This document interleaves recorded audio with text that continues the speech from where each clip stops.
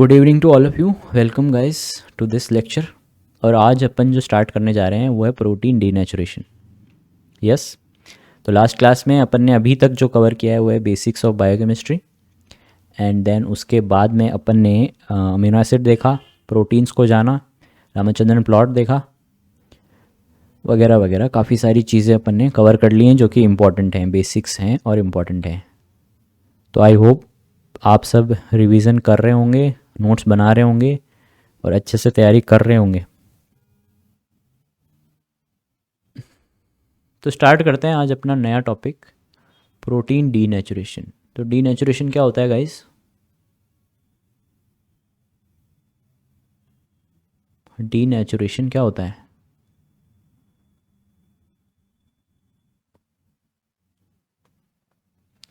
Loss of structure. Okay, कौन सा structure? Yes, break. Manoshi, break किसका ब्रेक? सिर का ब्रेक, पैरों का ब्रेक? टर्चरी स्ट्रक्चर लॉस होता है। ओके, थोड़ा बहुत सही है सरन का। स्ट्रक्चर ब्रेक होता है। शुभजीत, कौन सा स्ट्रक्चर? प्राइमरी स्ट्रक्चर में आ जाना। अच्छा, तो अगर कोई क्वाटनरी स्ट्रक्चर है उसके अंदर मैं डीनेचुरेंट डालूँ और वो टर्चरी में आ गया तो क्या वो डीनेचर नहीं हुआ? यस, वो डीनेचर नहीं हुआ। Loss of territory. अच्छा, टर्चरी स्ट्रक्चर। Kind of. आ रहे हो धीरे धीरे। Protein lose their native structure. Okay, break down of proteins. Tertiary, quaternary, secondary सारे। ओके, वीडियो नहीं आएगा क्या?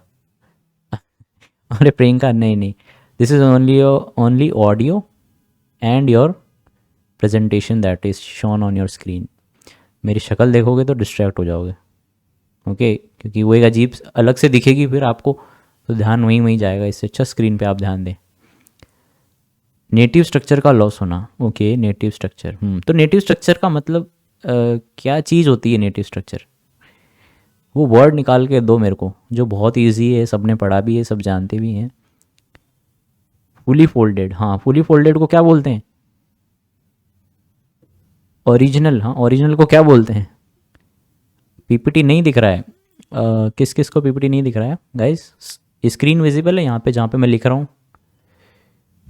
अच्छा, लिख नहीं रहा मैं।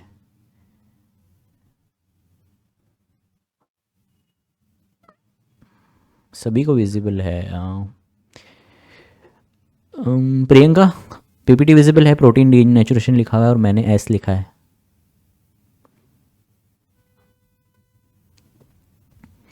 यस, तो आप कह सकते हैं एक तरीका है कि अपन नेटिव स्ट्रक्चर को है उसका लॉस हो जाता है, माना। तो कोई भी प्रोटीन जो होता है उसकी नेटिव स्ट्रक्चर, उसका नेटिव स्ट्रक्चर मतलब वो क्या है? Conformational changes. ठीक है, ओके। अरे उसका फंक्शन का लॉस हो जाता है भाई। Yes Priya, that is right. Functional loss. Functional loss मतलब कि उसकी जो नेटिव स्ट्रक्चर है उसमें वो फंक्शनल प्रोटीन की तरह बिहेव कर रहा है। फंक्शनल का मतलब क्या होता है? फंक्शनल का मतलब वो जो है जाके किसी चीज़ को या तो रेगुलेट करेगा, मान लो कोई स्विच है तो ऑन ऑफ करेगा किसी चीज़ को, या जो भी उसका रोल है उसको करेगा, वो फंक्शनल फॉर्म में ही कर सकता है। और जब आप डीनेचुरेंट डालोगे तो वो उसकी प्रॉपर्टी जो होती है प्रॉपर फंक्शनिंग की वो लूज हो जाती है। उसी को अपन डीनेचुरेशन कहते हैं। स्ट्रक्चर का लॉस नहीं होता है, उसकी प्रॉपर्टीज़ का लॉस होता है। जो उसको ओरिजिनली करना था वो नहीं करता आप। ठीक है, टर्चरी स्ट्रक्चर के अंदर डीनेचुरेंट डालूंगा फिर भी वो टर्चरी रह सकता है, बट उसका वो फंक्शन लॉस हो जाएगा, इसलिए अपन उसको डीनेचुरेशन कहेंगे। ओके, अब समझ में आया सभी को? Yes Vikramjit, good evening. समझ में आया? डीनेचुरेशन का मतलब हो गया कि उसका फंक्शनल लॉस होना, प्रोटीन का फंक्शनल लॉस होना, वही अपन क्या कहते हैं? उसका डीनेचुरेशन होना। अब फंक्शनल लॉस जो होता है क्वाटनरी में, अगर मेरे को फंक्शनल लॉस करना है तो मैं बॉन्ड्स ब्रेक कर दूंगा तो मेरा फंक्शनल लॉस हो जाएगा। ठीक है, अब कहीं से भी मैं एक भी बॉन्ड ब्रेक कर दूं तो वो प्रोटीन जो है वो नॉन फंक्शनल बन जाएगा। नहीं अयाज, फंक्शनल प्रोटीन क्या होता है कि उसके पास में नेटिव स्ट्रक्चर में जब वो जाता है तो उसकी एनर्जी सबसे कम होती है। ओके, कोई भी डीनेचुरेंट जब अपन डालते हैं वो क्या करता है? वो बॉन्ड ब्रेक, ये आप सबने सुना होगा कि वो बॉन्ड ब्रेक करता है,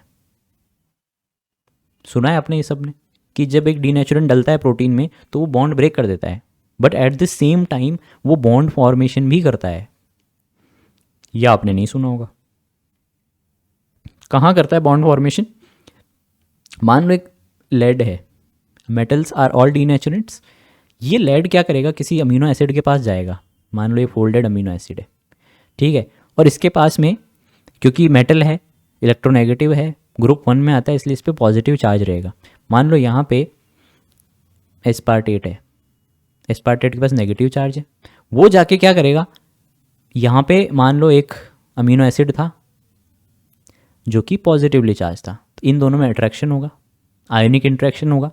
बट ये लेड क्या करेगा, क्योंकि ये मेटल है, ये जाके इस एस्पार्टेट के साथ में इंटरेक्ट करेगा और इसकी पावर ज़्यादा है इंटरेक्शन की as compare to this amino acid, तो वो इससे इंटरेक्शन करने लग जाएगा। तो आप क्या देख रहे हो कि वो 3D का 3D में है, जो भी उसका अरेंजमेंट XYZ उसके अंदर है वो, बट एक बॉन्ड का चेंज होने की वजह से अब वो पूरा नॉन फंक्शनल हो गया। तो नॉन फंक्शनल हो गया सिर्फ एक बॉन्ड के चेंज होने से, और एक बॉन्ड चेंज भी क्या हुआ है कि उसने किसी और के साथ दोस्ती कर ली, तो वो पूरे प्रोटीन को एक धोखा मिल गया है, उस धोखे की वजह से वो नॉन फंक्शनल हो गया है, वो सदमे में चला गया, वो काम नहीं करेगा। ठीक है, तो ये होता है डीनेचुरेशन। ट्रायंगल बना लिया इसने। तो ये एक प्रॉपर डेफिनेशन होती है डीनेचुरेशन की। आप सब ने, मेरे को ऐसा लग रहा है पहली बार सुन रहे हो आप मेरे से, ऐसा तो नहीं होना चाहिए। ओके गाइज, इतना क्लियर हुआ सभी को? तो बॉन्ड फॉर्मेशन कैसे हुआ, लेड ने इसके साथ बॉन्ड फॉर्म किया, तो bond formation and bond break दोनों चीज़ें होती हैं डीनेचुरेशन के अंदर। ओके, तो आगे चलते हैं डेफिनेशन पे। डीनेचुरेशन, ओके, सबसे पहली चीज़, इससे पहले पेप्टाइड जो होता है हाइड्रोलाइज, पेप्टाइड बॉन्ड जो हाइड्रोलाइज होता है उसकी बात कर लेते हैं अपन। सबसे पहले बताओ कि पेप्टाइड बॉन्ड का जो फॉर्मेशन होता है वो कैसा प्रोसेस है, कैसा प्रोसेस है, एक्सर्गोनिक, एंड्रोगोनिक, कैसा है? कंडेंसेशन तो है, एनर्जी वाइज पूछ रहा हूँ मैं।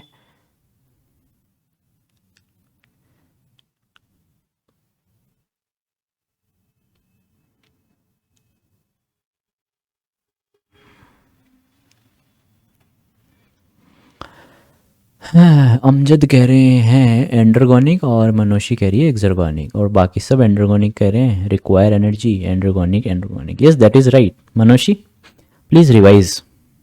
तो पेप्टाइड फॉर्मेशन एक एंड्रोगोनिक प्रोसेस है जिसके अंदर जो डेल्टा जी होता है वो कितना होता है, याद है आपको? पॉजिटिव होता है या नेगेटिव होता है? पॉजिटिव होता है, वो +21 किलो जूल, याद है? Yes, okay. तो वो एक एंडरगोनिक रिएक्शन है। एंडरगोनिक रिएक्शन का मतलब क्या हो गया, बॉन्ड ब्रेक हो रहे हैं, फॉर्म हो रहे हैं। बॉन्ड ब्रेक होने में एंडरगोनिक होगा या बॉन्ड फॉर्मेशन में एंडरगोनिक होगा?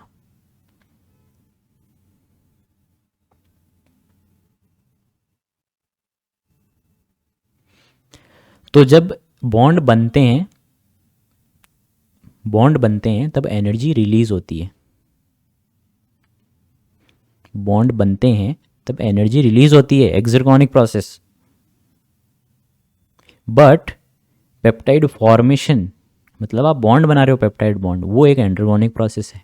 ऐसी आयरनी क्यों है, क्यों है ऐसी आयरनी की पेप्टाइड फॉर्मेशन तो एक एंडरगोनिक प्रोसेस है पर बॉन्ड फॉर्मेशन एक एक्सर्गोनिक प्रोसेस है।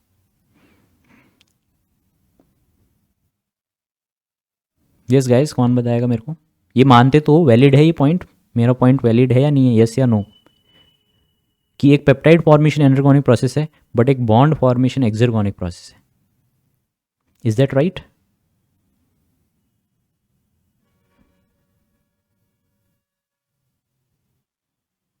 जिन्होंने पढ़ा है उनसे पूछ रहा हूँ मैं, जो लोग नए हैं वो कोई बात नहीं, उनको नहीं पता तो। Yes guys, please reply. Delta G ज़्यादा है इसलिए, रिमूवल ऑफ वाटर। अच्छा रीज़न दे रहे हो, ओके। तो मैंने उस टाइम भी बताया था आपको, मतलब पहले भी बताया था और अभी बता रहा हूँ कि पेप्टाइड बॉन्ड जो होता है, पेप्टाइड बॉन्ड जो होता है वो एक सिंपल बॉन्ड नहीं है। उसके अंदर काफ़ी सारे बॉन्ड ब्रेक भी होंगे और फॉर्म भी होंगे, बट ओवरऑल क्या होगा वो चीज़ इंपॉर्टेंट है। तो पेप्टाइड जब फॉर्म होता है तो यस, पेप्टाइड कोई भी बॉन्ड फॉर्म होता है तब एनर्जी रिलीज होती है, एक्सर्गोनिक प्रोसेस होना चाहिए। बट ओवरऑल आप देखोगे कि कितने बॉन्ड बन रहे हैं और कितने टूट रहे हैं, तो नंबर ऑफ बॉन्ड जितने टूट रहे हैं वो ज़्यादा होते हैं ओवरऑल पेप्टाइड फॉर्मेशन में। इसलिए पेप्टाइड फॉर्मेशन को अपन एंडरगोनिक में कंसिडर करते हैं, इसीलिए उसका डेल्टा जी पॉजिटिव आता है। ओके गाइज, याद आया ये कंसेप्ट, मैंने फर्स्ट क्लास में बताया था आपको। तो ये चीज़ याद रखना, कभी कोई पूछ ले, इंटरव्यू में पूछ ले कि ऐसा क्यों होता है, तो वहाँ पे ये नहीं कि आई एम डम, या मेरे दिमाग में कुछ नहीं है, मेरे को कभी पढ़ाया नहीं किसी ने। बता रहा हूँ आज भी, ये बेसिक क्वेश्चंस होते हैं जो आते हैं और ये एकदम कंसेप्चुअल क्वेश्चन होते हैं, ऐसा क्यों। अब आपको पता है पेप्टाइड फॉर्मेशन एक एंडरगोनिक प्रोसेस है, तो पेप्टाइड बॉन्ड का हाइड्रोलिसिस जब होगा तो वो कैसा प्रोसेस होगा, it should be a exergonic reaction.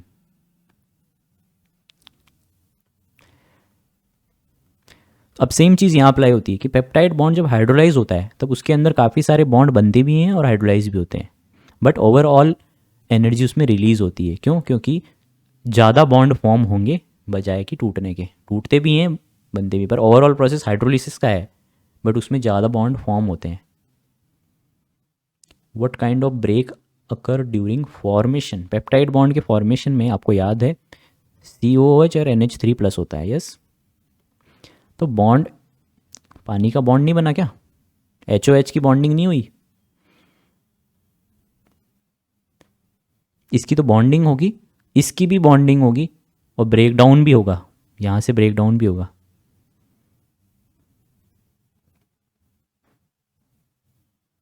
And और भी अंदर काफ़ी सारे चेंजेस होते हैं जो अपन यहाँ पे नहीं पढ़ना चाहते क्योंकि वो काफ़ी कॉम्प्लेक्स होते हैं। ये तो आप जनरल बायोकेमिस्ट्री इन डिटेल नहीं देख रहे हैं आप लोग, अगर आपने बायोकेमिस्ट्री से MSc वगैरह की होती तो आपको डिटेल में पता होती हैं चीज़ें। ओके, तो पेप्टाइड बॉन्ड हाइड्रोलिसिस एक एक्सर्गोनिक रिएक्शन है। अच्छा, ये पूरा वापस रिपीट करूँ, पेप्टाइड फॉर्मेशन वगैरह मैं कह रहा हूँ पेप्टाइड फॉर्मेशन अपन ने कवर किया है क्लास के अंदर, उसमें मैंने लिखा था कि एक एंडरगोनिक प्रोसेस है जिसका डेल्टा जी पॉजिटिव होता है। अगर आपको वो ग्राफ याद होगा अपन ने बनाया था कि एक पहाड़ है, उसके ऊपर किसी चीज़ को लेके जाना है तो अपन को एनर्जी देनी पड़ेगी, यहाँ पे आपका डेल्टा जी जो है पॉजिटिव रहेगा। एनर्जी दोगे तो वो यहाँ पॉइंट पे आएगा, अब यहाँ से ये अपने आप नीचे जा सकता है, मतलब डेल्टा जी नेगेटिव है। तो ये स्पॉन्टेनियस होती है, ये नॉन स्पॉन्टेनियस होती है। फिर मैंने एक चीज़ बताई थी कि बॉन्ड जब फॉर्म होते हैं तब एनर्जी का लॉस होता है। क्यों? क्योंकि बॉन्ड फॉर्म होने से क्या बनने की, स्टेबिलिटी आएगी उसके अंदर, और stability is inversely proportional to energy. Energy जितनी कम उतनी ज़्यादा स्टेबिलिटी, तो वो एनर्जी को लॉस करके एक बॉन्ड फॉर्म करता है। पर पेप्टाइड बॉन्ड जब फॉर्म होता है तब उस रिएक्शन को एंडरगोनिक बोलते हैं अपन, क्योंकि उसमें जो ओवरऑल चेंजेस होंगे, ओवरऑल मतलब उसके अंदर ब्रेक डाउन भी होगा और फॉर्मेशन भी होगा, बट ओवरऑल पेप्टाइड बॉन्ड बनेगा। लास्ट में जो कंक्लूजन है वो एक ही पेप्टाइड बॉन्ड बन गया, बट वो पेप्टाइड बॉन्ड बनने के लिए भी काफ़ी सारी चीज़ें टूटी भी हैं और काफ़ी सारी चीज़ें नई भी बनी हैं। तो ओवरऑल अगर अपन देखेंगे रिएक्शन को तो एक एंडरगोनिक प्रोसेस है, उसके अंदर बॉन्ड टूटे ज़्यादा हैं बजाय कि बनने के, बने कम हैं टूटे ज़्यादा हैं, इसलिए उसको अपन एंडरगोनिक बोलते हैं। सेम चीज़ हाइड्रोलिसिस में होती है, वो एक्सर्गोनिक इसलिए होती है क्योंकि जितने बॉन्ड बनते हैं वो ज़्यादा होते हैं एज़ कम्पेयर टू जितने बॉन्ड टूटते हैं, बट ओवरऑल पेप्टाइड बॉन्ड टूट रहा है। ठीक है, एक ऊपर ऊपर मोटा मोटा देखें तो वो पेप्टाइड बॉन्ड टूट गया, बट अंदर जो चेंजेस हुए हैं उनकी वजह से वो पूरा प्रोसेस एक्सर्गोनिक बन गया। ओके रोहित, तो एक बार उसी पर चलते हैं अपन, पेप्टाइड बॉन्ड हाइड्रोलिसिस पे। तो पेप्टाइड बॉन्ड को हाइड्रोलाइज कैसे कर सकते हैं अपन, पानी ऐड करने से, क्योंकि अपन ने पानी रिमूव किया था, डिहाइड्रेशन किया था, कंडेंसेशन रिएक्शन हुई थी तो पेप्टाइड बॉन्ड बन गया था। बट अगर मेरे को पेप्टाइड बॉन्ड को ब्रेक करना है तो अपन उसमें पानी ऐड कर देंगे। The process takes years and is extremely slow, बहुत स्लो प्रोसेस है, अप्रॉक्सीमेटली 1000 ईयर लग सकते हैं। एक पेप्टाइड बॉन्ड हाइड्रोलाइज होने में, स्पॉन्टेनियसली हाइड्रोलाइज होने में। ओके, इसीलिए किसकी ज़रूरत पड़ती है? एंजाइम्स की। एंजाइम्स क्या करते हैं? रिएक्शन को स्पीड अप करते हैं। Protease catalyse the peptide bond hydrolysis. In the presence of water they will break down and release 8 to 16 kilojoule per mole of free energy. समझ में आया सभी को? तो यहाँ पे आप देख रहे हो कि एक पेप्टाइड बॉन्ड जो है उसका ब्रेक डाउन हो गया है।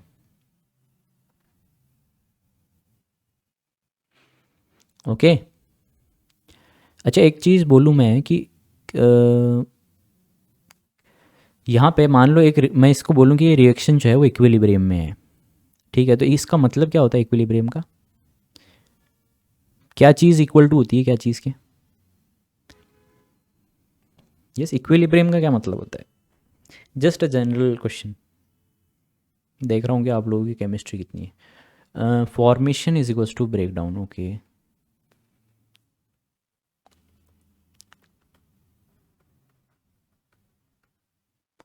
It can proceed in both direction, no tendency to change. Okay, तो एक एग्जांपल देता हूँ। मैं एक छोटा सा एग्जांपल लेते हैं अपन, आपको गेस बताना है कि वहाँ पे क्या क्या होगा, ठीक है? मान लो एक रूम है ए, एक रूम है बी। इधर 10 लोग थे ओरिजिनली, 10 पीपल, बट आफ्टर कुछ चेंजेस करने के बाद में यहाँ पे 8 लोग हैं, यहाँ पे 2 लोग हैं, ठीक है? तो क्या ये इक्विलिब्रियम में है दोनों, ए एंड बी?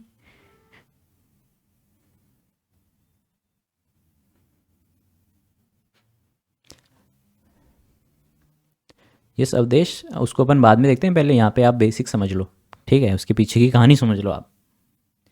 तो आप सब कह रहे हैं वो नहीं है, इक्विलिब्रियम में नहीं है। क्यों नहीं है?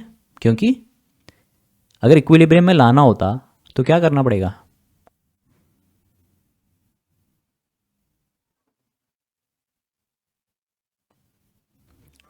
मनुष्य कह रही है 5-5 कर दो इधर उधर, सही है? इधर भी 5 कर दो, इधर भी 5 कर दो, ये सही है इक्विलिब्रियम में?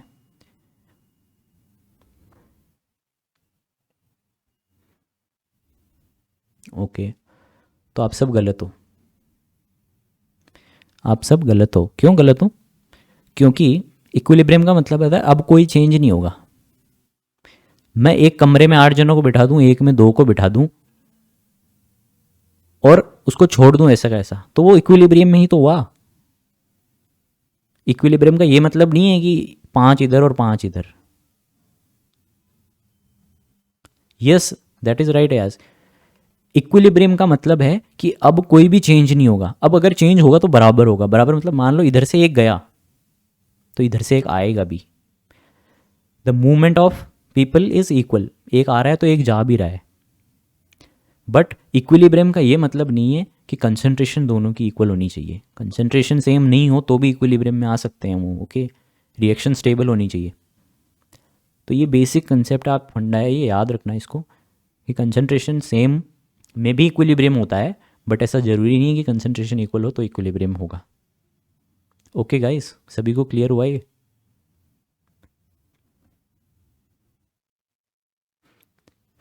यहाँ पे एक चीज़ और नोटिस करोगे आप इस डायग्राम में, वो क्या है? कौन बता सकता है मेरे को? इस डायग्राम में ऑब्जर्व करो and tell me that exact point कि इस रिएक्शन के बारे में।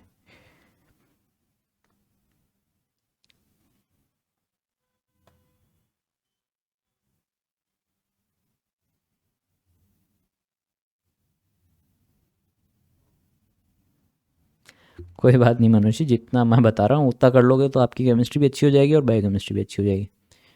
यस गाइस, क्या चीज़ ऑब्जर्व कर सकते हो आप इस पेप्टाइड बॉन्ड के इस इक्वेशन में? कौन बता सकता है मेरे को? एक टर्म मेरे को सुननी है जो एकदम एग्जैक्ट सटीक हो। देखना है और ऑब्जर्व करना है और बताना है।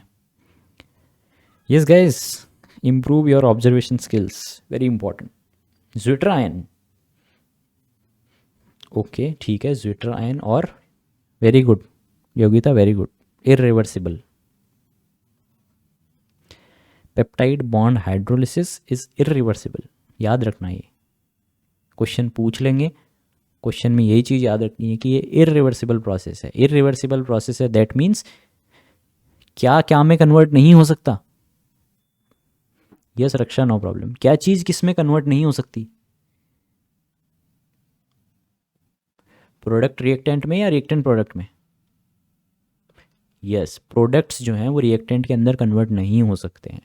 ओके, क्योंकि अब उसका एक्टिवेशन एनर्जी बहुत ज़्यादा है, इसलिए वो इरिवर्सिबल है। अगर रिवर्सिबल बनाना है तो क्या करूँगा? मेरे को इसको रिवर्सिबल बनाना है तो क्या करूँगा?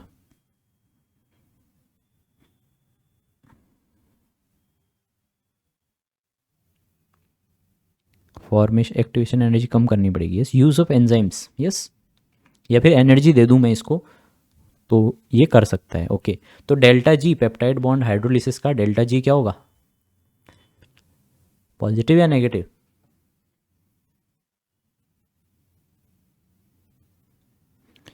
पॉजिटिव या नेगेटिव रक्षा? नेगेटिव।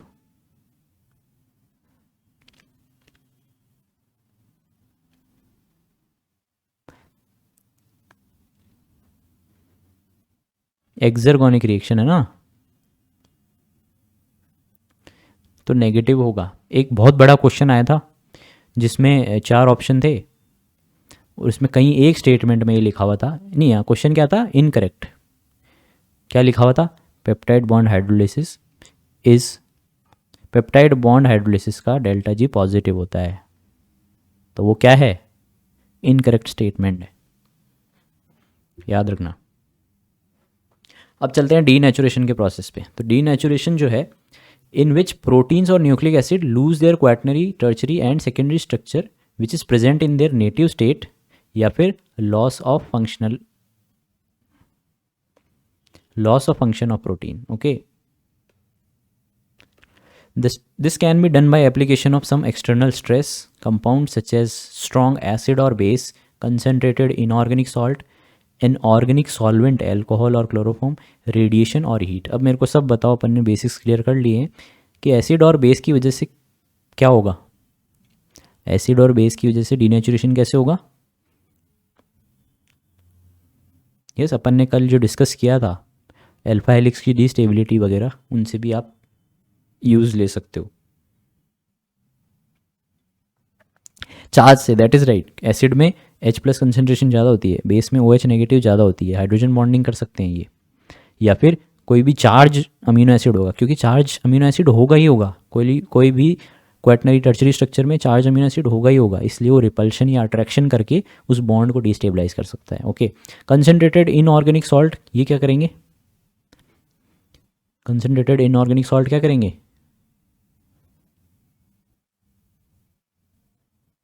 ये कंसनट्रेटेड इनऑर्गेनिक सॉल्ट, क्योंकि बड़े बड़े कंपाउंड्स होते हैं, तो ये क्या करते हैं, ये उसके साथ बॉन्डिंग करके किसी भी प्रोटीन के साथ में उसको प्रेसिपिटेट कर सकते हैं, पीपीटी का फॉर्मेशन कर सकते हैं।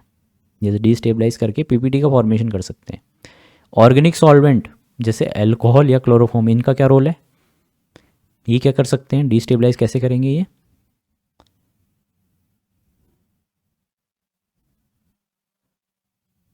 हाइड्रोजन बॉन्डिंग से, दैट इज़ राइट। ये खुद हाइड्रोजन बॉन्डिंग कर लेंगे और दूसरी हाइड्रोजन बॉन्डिंग तोड़ देंगे। रेडिएशन से क्या होगा guys? What radiations will do?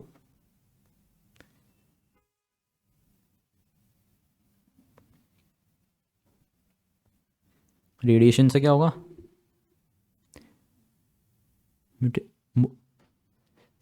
First of all tell me what is a radiation. Radiation क्या होती है?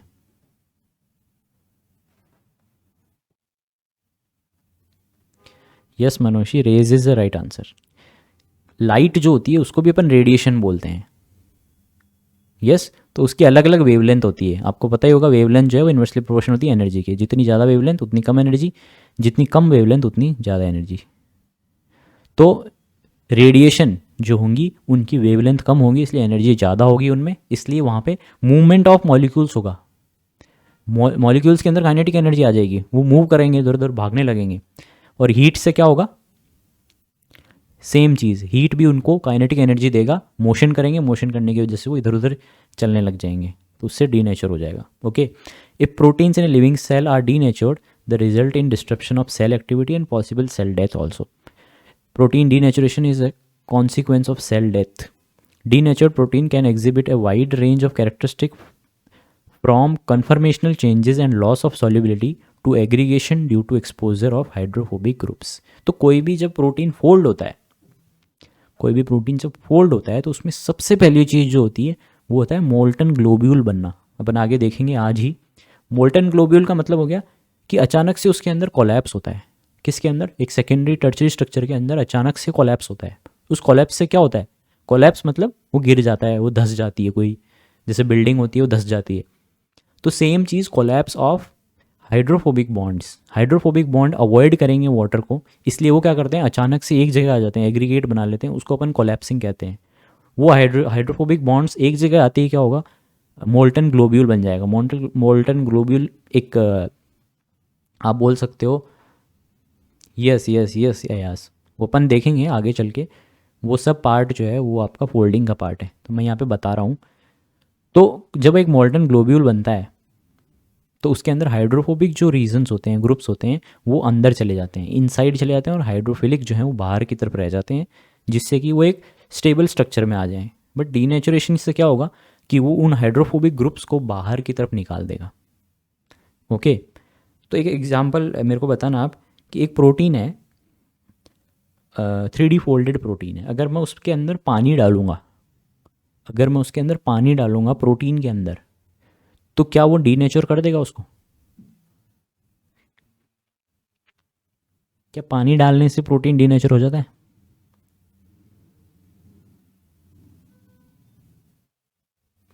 नहीं. तो अगर मेरे को पानी से डीनेचर करना है तो क्या ये पॉसिबल है? क्या मैं पानी से प्रोटीन्स को डीनेचर कर सकता हूँ? कोई भी पॉसिबल वे है with enzymes? No no no. ठीक है, आप कह रहे हैं नहीं कर सकते, बट अगर मैं एक बहुत ज़्यादा तेज प्रेशर से पानी को दूं, प्रेशर इंपॉर्टेंट है, प्रेशर से अगर मैं पानी को दूं तो हो सकता है, तो that means pressure is also a type of denaturant. Okay. तो ये चीज़ याद रखना, प्रेशर भी एक तरह का डीनेचुरेंट होता है. सिर्फ टेम्परेचर ही नहीं, प्रेशर भी होता है. Okay. So denatured protein lose their 3D structure and therefore can not function. This is very important. Function ही नहीं कर पाता है, इसलिए अपन उसको डीनेचर बोलते हैं. अब डीनेचुरेशन चारों लेवल पे हो सकता है, मतलब प्राइमरी के अलावा सेकेंडरी पे हो सकता है, टर्शरी पे हो सकता है, क्वाटनरी पे हो सकता है. प्राइमरी पे कोई भी डीनेचुरेंट आज तक बना नहीं है जो प्राइमरी प्रोटीन को या प्राइमरी स्ट्रक्चर को डीनेचर कर दे या डीस्टेबलाइज कर दे. क्योंकि वो क्या होते हैं, वो क्यों नहीं कर सकता? वो प्राइमरी स्ट्रक्चर को कोई भी क्यों नहीं तोड़ सकता? क्योंकि वहाँ पे होता है पेप्टाइड बॉन्ड, और पेप्टाइड बॉन्ड क्या होता है? एक कोवेलेंट बॉन्ड है. हाई एनर्जी चाहिए उसको तोड़ने के लिए, इसलिए नहीं टूट सकता. इन क्वाटनरी, और एनर्जी कितनी चाहिए? 21 किलो जूल की, इसलिए उसको ब्रेक करना थोड़ा मुश्किल है. क्वाटनरी स्ट्रक्चर डीनेचुरेशन प्रोटीन सब यूनिट्स आर डिसोसिएटेड और the special arrangement of the protein सब यूनिट इज डिस्ट्रप्टेड. तो मान लो कि ये क्वाटनरी स्ट्रक्चर है, उसकी एक सब यूनिट ये है, दूसरी सब यूनिट ये है, तीसरी ये है, एंड चौथी ये है. तो इनके बीच में क्या बॉन्डिंग होंगी? तो उन बॉन्डिंग्स को ब्रेक करके सब यूनिट्स को अलग अलग करना, ये हो गया क्वाटनरी स्ट्रक्चर का डीनेचुरेशन. यस. एंड आपको पता है कोई क्वाटनरी स्ट्रक्चर के अंदर कौन से बॉन्ड्स होते हैं? कौन कौन से बॉन्ड होते हैं क्वाटनरी स्ट्रक्चर में? डाइसल्फाइड बॉन्ड्स होते हैं. ओके. डाइसल्फाइड बॉन्ड एक तरह के कोवेलेंट बॉन्ड होते हैं. हाइड्रोफोबिक बॉन्ड्स होते हैं, that is right. Ionic bond होते हैं, हाइड्रोजन बॉन्ड्स होती हैं, और वैंडरवाल इंट्रैक्शंस होते हैं, that is good. Non covalent होते हैं. और एक और रह गया, कौन सा रह गया? इलेक्ट्रोस्टैटिक हो गया, लंडन फोर्सेस सब हो गए. Salt bridge, that is right Shubhajit. Salt bridge भी होते हैं. Ionic plus hydrogen bonding is your salt bridge. Salt bridge सबसे ज़्यादा स्टेबिलिटी देते हैं कोई भी स्ट्रक्चर के अंदर, और सबसे ज़्यादा प्रेजेंट भी सॉल्ट ब्रिजेस ही रहते हैं. ओके. अब टर्चरी के अंदर देखते हैं. Tertiary denaturation involve the disruption of covalent interactions, for example disulphide bridge. तो इनको कौन ब्रेक कर सकता है? डाइसल्फाइड ब्रिज में क्या होता है? Sulphur sulphur. अब इसको डीनेचर करने के लिए मेरे को क्या करना पड़ेगा? इसको रिड्यूस करना पड़ेगा. तो रिड्यूस में मेरे को हाइड्रोजन ऐड करना पड़ेगा. Beta mercaptoethanol is the best example. Yes. तो ये सबको पता होगा कि बीटा मरकैप्टोथेनॉल जो होता है ये एक सबसे बड़ा एग्जाम्पल है। अब मेरे को एक चीज़ बताओ, साइटोसोल का नेचर कैसा होता है? एक सेल के अंदर रिड्यूसिंग नेचर होता है या ऑक्सीडाइजिंग नेचर होता है या न्यूट्रल नेचर होता है? एक सेल के अंदर न्यूट्रल नेचर होता है, रिड्यूसिंग नेचर होता है या ऑक्सीडाइजिंग नेचर होता है? अमजद कह रहे हैं रिड्यूसिंग नेचर होता है। ओके, तो रिड्यूसिंग नेचर होता है, इसका मतलब ये हुआ कि कोई भी सल्फ़र का जो सिस्टीन या फिर डाइसल्फाइड ब्रिजेस होंगे वो मोस्टली साइटोसोल के अंदर प्रेजेंट नहीं होंगे। ये सही है स्टेटमेंट? क्या ये स्टेटमेंट सही है कि मोस्टली डाइसल्फाइड बॉन्ड्स जो होंगे वो सेल के अंदर प्रेजेंट नहीं होंगे, क्योंकि वो एक रिड्यूसिंग एनवायरनमेंट है, इसलिए मोस्टली साइटोसोल के अंदर नहीं रहेंगे? सही है? नहीं है? ऐसा क्यों Saran, why not?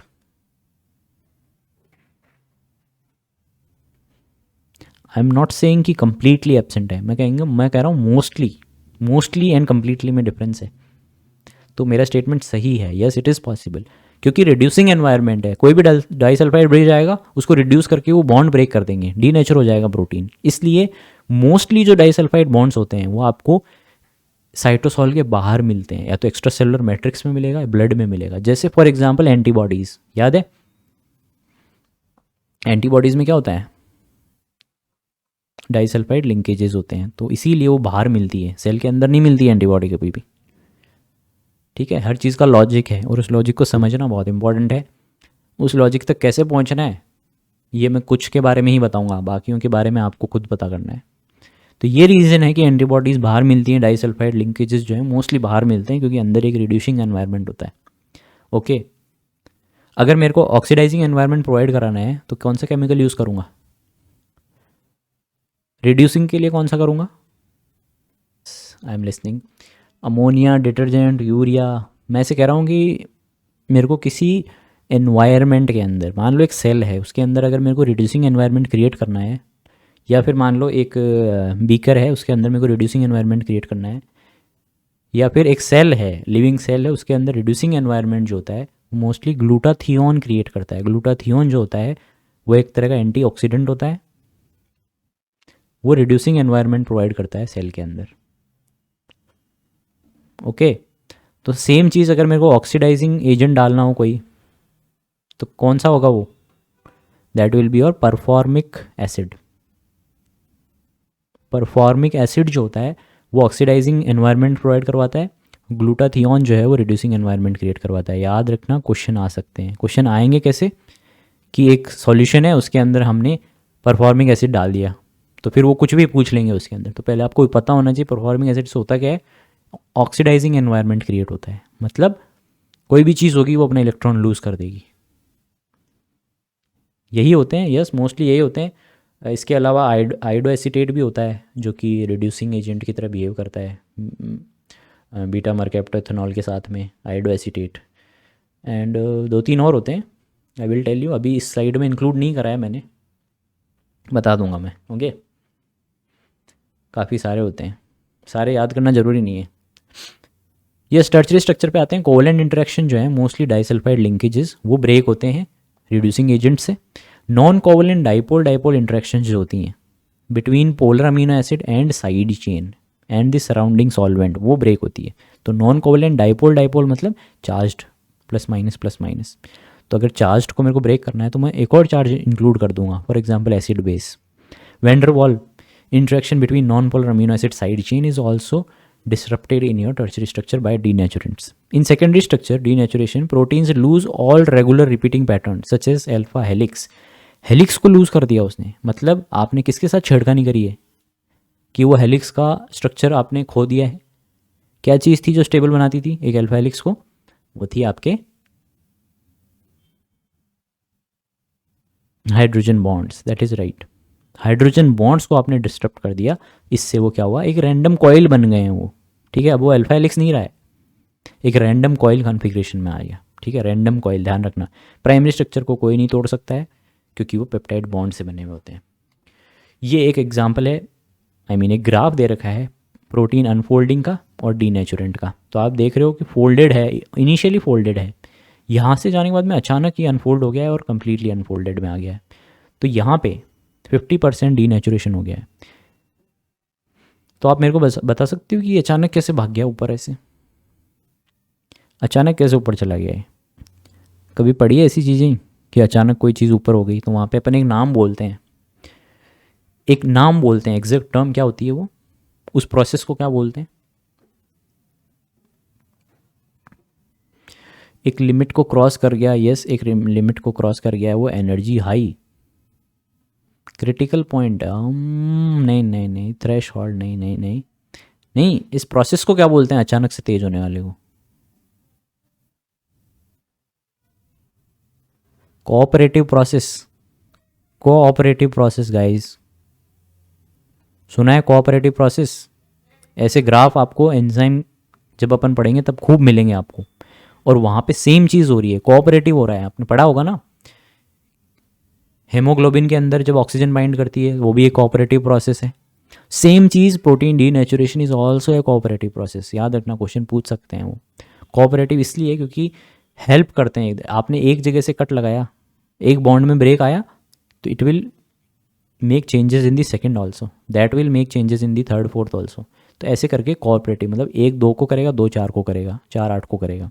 Thresh hold limit, yes वो ठीक है। जैसे आप किसी कपड़े को फाड़ना चाहते हो, कोई कपड़ा है, आपने पकड़ा, उसको यहाँ से खींचा और यहाँ से खींचा, तो काफ़ी देर तक तो वो फटेगा नहीं, पर एक कट लगते ही वो फटाक से फूट जाएगा। ऐसा क्यों? क्योंकि कोऑपरेटिव प्रोसेस यहाँ से स्टार्ट होगा जहाँ पे आपने ब्रेक लगाया है। यस, दोनों एक कोऑपरेट करेंगे, सब मिलके एक साथ में उस प्रोसेस को कोऑपरेट करेंगे, इसलिए वो अनफोल्ड हो जाएगा। ठीक है, डीनेचुरेंट की कंसंट्रेशन पे डिपेंड करेगा। तो changing the pH denature protein because it changes the charge on many side chains. Same चीज़ अपन ने देख लिया है, this disturb the electrostatic attraction and hydrogen bonding.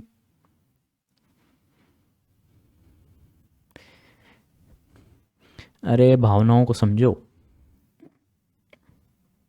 Yes, pH तो करेगा, क्योंकि पीएच में H प्लस एंड OH जो है, पीएच चेंज करने से क्या होगा, हाइड्रोजन आयंस या फिर OH आयंस की कंसंट्रेशन में चेंज आएगा, उसी की वजह से ये डिस्टर्ब करेंगे। Okay, certain reagent such as urea and guanidine hydrochloride, very important, ये दोनों नाम बहुत इंपॉर्टेंट है। Denature protein by forming hydrogen bonds to the protein group that are stronger than the hydrogen bonds form between the groups. मतलब जहाँ पे आप यूँ बोलोगे कि यहाँ पे हाइड्रोजन बॉन्ड बहुत ज़रूरी है, इसी की वजह से ये पूरी चेन स्टेबल है, तो वहाँ पे अगर आप यूरिया एंड ग्वानिडीन हाइड्रोक्लोराइड डाल दोगे तो वो उस हाइड्रोजन बॉन्ड को तोड़ देंगे और खुद के साथ हाइड्रोजन बॉन्डिंग कर लेंगे। दैट मीन्स तोड़ भी रहे हैं और बना भी रहे हैं। और जैसे ही उन्होंने एक हाइड्रोजन बॉन्ड तोड़ा, पूरा प्रोटीन जो है नॉन फंक्शनल हो गया। तो वही चीज़ यहाँ पे लिखी हुई है कि ये हाइड्रोजन बॉन्ड जो है, they form hydrogen bond with the protein groups that are stronger than the hydrogen bond formed between the groups. तो इतने वो बहुत ज़्यादा, और यूरिया एंड ग्वानिडीन हाइड्रोक्लोराइड जो है, इसके खूब सारे क्वेश्चन आते हैं कि भाई एक अपने पास सैंपल है प्रोटीन का, उसमें हमने यूरिया डाल दिया, तो उससे क्या होगा, उसमें हाइड्रोजन बॉन्डिंग में डिस्ट्रप्शंस होंगे। ये चीज़ आपको याद रखनी है। ओके, अपन क्वेश्चन करेंगे खूब सारे, तब पता लगेगा आपको। Detergent such as sodium dodecyl sulphate denature protein by associating with the non-polar groups of the protein, thus interfering with the normal hydrophobic interaction। तो सोडियम SDS मोस्टली कहाँ यूज़ देखते हो आप इसका?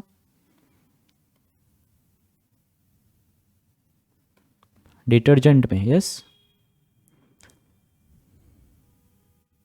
यस अयाज, एनायनिक भी करेगा और नॉर्मल जो SDS है वो भी करेगा। इलेक्ट्रोफोरेसिस में आपने ज़रूर देखा होगा। और यस यस यस, तो सोडियम डोडिसाइल सल्फेट है, उसको अपन डिटर्जेंट्स के अंदर भी यूज़ करते हैं। तो आपको याद होगा जब अपन प्रैक्टिकल्स करते हैं तो उसमें क्या होता है, मेम्ब्रेन को डिस्टर्ब करने के लिए अपन SDS करते हैं, SDS डिटर्जेंट्स डालते हैं। तो ये ओके, और ये बाकी इलेक्ट्रोफोरेसिस में जब अपन करेंगे डिस्कस इलेक्ट्रोफोरेसिस, तो वहाँ भी अपन इसको देखेंगे। ओके, तो इसका मेन रोल क्या होता है, ये हाइड्रोफोबिक इंटरेक्शंस के साथ इंटरफेरेंस करता है, इसीलिए मेम्ब्रेन के अंदर हाइड्रोफोबिक इंटरेक्शन होते हैं, इसलिए उनको डिस्टर्ब करना आसान होता है। Organic solvent such as acetone alcohol, again they disturb the hydrophobic interactions, again hydrophobic क्यों, क्योंकि इनके पास OH होता है। OH होने की वजह से क्या होगा, ये हाइड्रोजन बॉन्डिंग कर लेंगे हाइड्रोफोबिक के साथ में और उसको बाहर निकाल देंगे। जैसे एक शर्ट होता है, उसको आप सीधा पहनते हो पर उसको अनफोल्ड कर दोगे, मतलब जो आप करते हो धोने के लिए हाथ अंदर डाल के उसको वापस बाहर निकाल लेते हो, तो आपने उसको पूरा उल्टा कर दिया शर्ट को। तो सेम चीज़ यहाँ होती है। ये क्या करते हैं, हाइड्रोफोबिक को तो हाइड्रोफिलिक में ले आते हैं और हाइड्रोफिलिक को हाइड्रोफोबिक में डाल देते हैं। Protein denatured by heat, irreversible process होता है ये। हीट से डीनेचर करना is irreversible, but any other type of denaturant या फिर कोई और डीनेचरेंट जो है वो सब रिवर्सिबल होते हैं।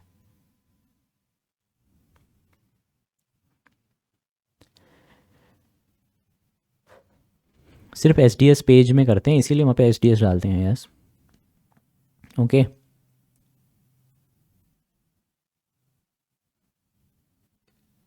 ये इसके 2-3 टाइप्स होते हैं, अपन जब वो डिस्कस करेंगे तब आपको याद, मतलब समझ में आ जाएगा कि क्या रीज़न है। ओके, तो मैं ये कह रहा हूँ हीट से जब डीनेचर करते हैं तो प्रोसेस इरिवर्सिबल हो जाता है। कोई मेरे को एग्जांपल दे सकता है इसका, बेस्ट एग्जांपल?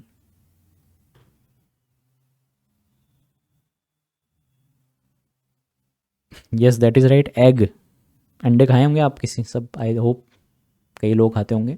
तो जब आप उसको उसका ऑमलेट बनाते हो तो क्या करते हो, आप उसको ब्रेक करके एंड देन तवे पे रखते हो, तो वो उसको आप वापस थोड़ी उसमें कन्वर्ट कर सकते हो यॉक के अंदर, नहीं, क्योंकि वो सारा प्रोटीन जो है हीट की वजह से इरिवर्सिबल के अंदर चला गया है। मॉलिक्यूलर मोशन की वजह से फोर्सेस जो हैं उनके अंदर डिस्ट्रप्शन हो गया है, इसलिए वो पूरा प्रोटीन का स्ट्रक्चर चेंज हो गया है, डीनेचर हो गया है। ओके, तो क्वाटनरी स्ट्रक्चर का denaturation is associated with your disruption of the special arrangement, ये आप यहाँ पे देख सकते हो। टर्चरी पे, tertiary structure denaturation involve the disruption of covalent interactions, disulphide वाले, non covalent between amino acid, polar amino acid side chains and the surrounding solvent.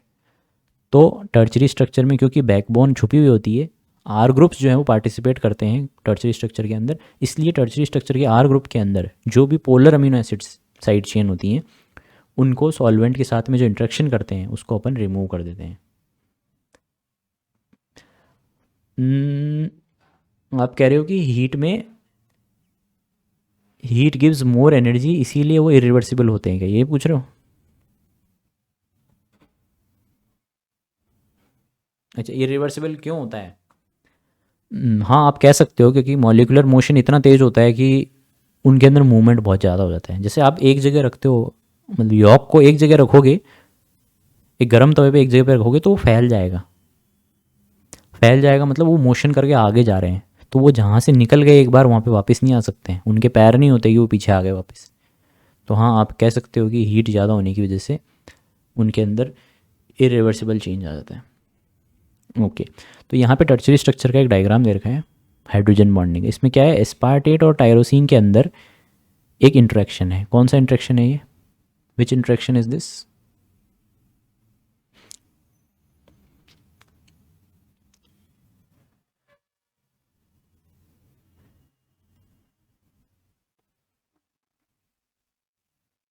कौन सा इंट्रैक्शन है ये? Hydrogen bond, H bond. क्या चाहिए आपको? Donor, hydrogen and acceptor and in 180 degree है, stable है, स्ट्रांग है। अब क्या हुआ, आपने अल्कोहल अप्लाई किया, तो अल्कोहल जो होता है उसके पास में CH3CH2OH होता है। यस, तो CH3CH2O and H will form a hydrogen bonding with aspartate and will form a hydrogen bonding with your tyrosine also, अलग अलग। तो अब ये दोनों के बीच में बॉन्डिंग नहीं रही क्योंकि इन्होंने ऑक्यूपाई कर ली उस जगह को, इसलिए ये डीनेचर हो जाता है। ठीक है, ये सेम चीज़ यहाँ पे 3D में समझा रखी है। आगे चलते हैं, एसिड्स की बात करते हैं। टर्चरी ही चल रहा है अभी भी। एसिड में एसिटिक एसिड हो गया, trichloro acetic 12% in water, sulphosalicylic acid, तो ये सब भी यही काम करते हैं। आप कोई बेस ले लो, एसिड में क्या होता है, H+ होता है, बेस में क्या होता है, OH नेगेटिव होता है। तो ये चार्जेस होते हैं, ये डिस्टेबलाइज करते हैं किसी भी हेलिक्स को या किसी भी स्ट्रक्चर को, किसी भी अमीनो एसिड के स्ट्रक्चर को, या उनके आर ग्रुप्स के साथ इंट्रैक्शन कर सकते हैं। कौन कौन से बॉन्ड ब्रेक करते हैं? या तो कोवलेंट इंट्रैक्शन डाइसल्फाइड वाले, नॉन कोवलेंट इंट्रैक्शंस, या फिर वैंडरवाल इंट्रैक्शंस को ये डिस्टर्ब करेंगे। यस, यहाँ पे एक और एग्जांपल है रिड्यूसिंग एजेंट का। सिस्टीन के बीच में डाइसल्फाइड लिंकेज है, रिड्यूसिंग एजेंट डालने से क्या होगा, सिस्टीन अलग हो जाएगा। तो ये सिस्टाइन है, सिस्टीन।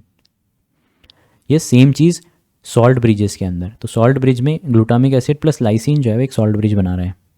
तो यहाँ पे देखो अमीन है, कौन सा अमीन है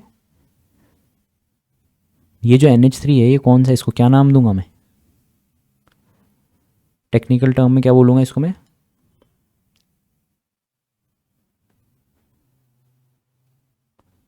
हाँ यही सुनना चाहता था मैं, ये गलत है शुभजीत, यही सुनना चाहता था मैं।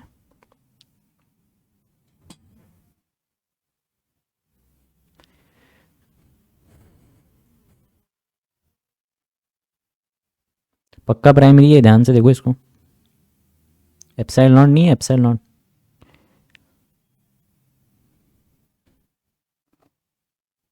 ओके, तो ग्लूटामिक एसिड जो होता है उसका COO एंड ये जो पॉजिटिव चार्ज है ये दोनों इंटरेक्ट करेंगे। ओके, अरे बीटा गामा डेल्टा एप्साइन नॉट के ऊपर नहीं है क्या ये अमीन ग्रुप, इधर है वो मेन चेन, इधर है N और C इधर है। सेम चीज़ ग्लूटामिक एसिड में भी ये कार्बोक्सिल ग्रुप है, कौन से के ऊपर, बीटा एंड गामा कार्बोक्सिल है ये। स्ट्रक्चर को पहचानना सीख जाओ अभी से, बहुत फ़ायदे में रहोगे। तो आगे हुआ क्या, आपने इसके साथ में HCl डाला है, तो HCl में हाइड्रोजन बॉन्डिंग भी है और आयोनिक बॉन्डिंग भी है, इसलिए इसको सॉल्ट ब्रिज के अंदर इंक्लूड करेंगे। तो यहाँ पे आप देख रहे हो कि ग्लूटामिक एसिड और लाइसिन के पॉजिटिव नेगेटिव चार्जेस के साथ में ये इंटरेक्ट करेंगे और इसको डिस्टेबलाइज करेंगे। ओके, समझ में आया ये हाइड्रोजन इसका सॉल्ट ब्रिजेस का।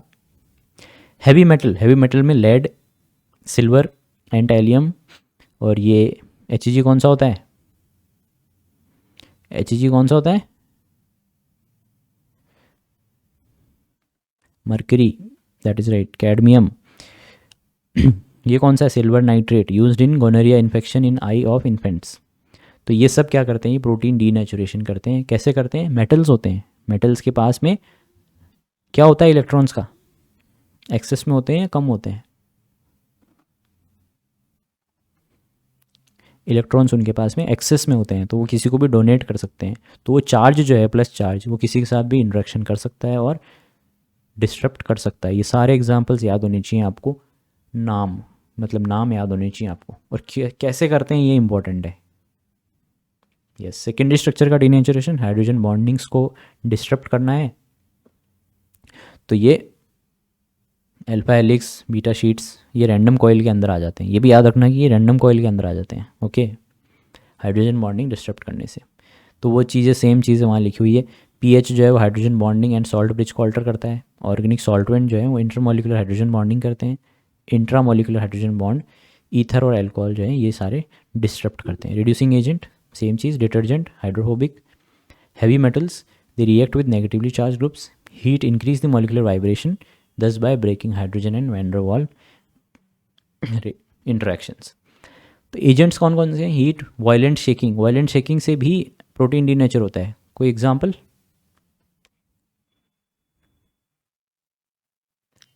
कोई एग्जांपल,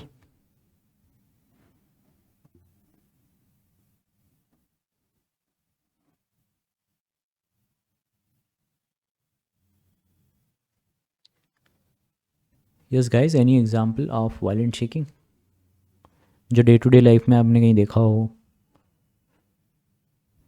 हाँ या ना तो बोल दो।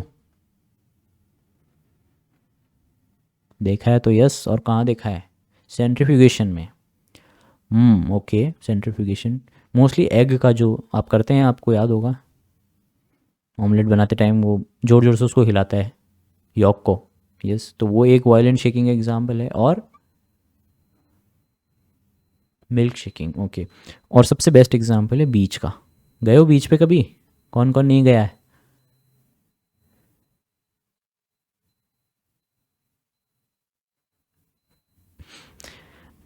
अच्छा काफ़ी लोग नहीं गए हैं, ओके। गए हैं, यहाँ नहीं होते बीच, हाँ वहाँ नहीं होते, पर घूमने तो गए होंगे कहीं। ओके, अमजद गए हैं, ओके। तो बीच पे क्या देखा है आपने, बीच के ऊपर जब वो पानी आता है तो उसके अंदर फोम होती है काफ़ी सारी, देखी होगी आपने फोम, जब आप खड़े होते हो ऐसे बाएं फैला के, तब नीचे पैरों में जो पानी आता है वो फोम वाला होता है। और वो फोम किसकी वजह से होता है, क्योंकि कंटिन्यूस वायलेंट शेकिंग होती है पानी के अंदर, जिसकी वजह से जो ओशियन या किसी भी के अंदर एमिनो एसिड्स होते हैं वो डीनेचर हो जाते हैं। ओके, उस वजह से वो वाइट रहता है। तो पता होना चाहिए, कभी जाओ तो बताना लोगों को कि ऐसा क्यों हो रहा है।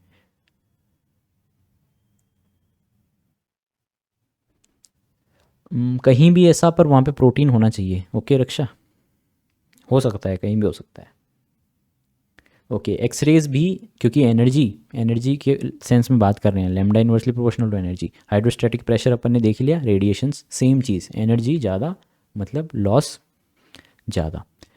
अब अपन आते हैं यूरिया एंड ग्वानिडीन वाले पे।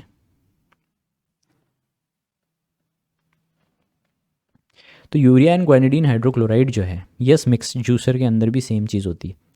इन दोनों को अपन केयोट्रोपिक एजेंट्स बोलते हैं। कैसे वर्ड आया ये वर्ड आया है कयोस से। क्या होता है कयोस? कयोस क्या होता है कयोस?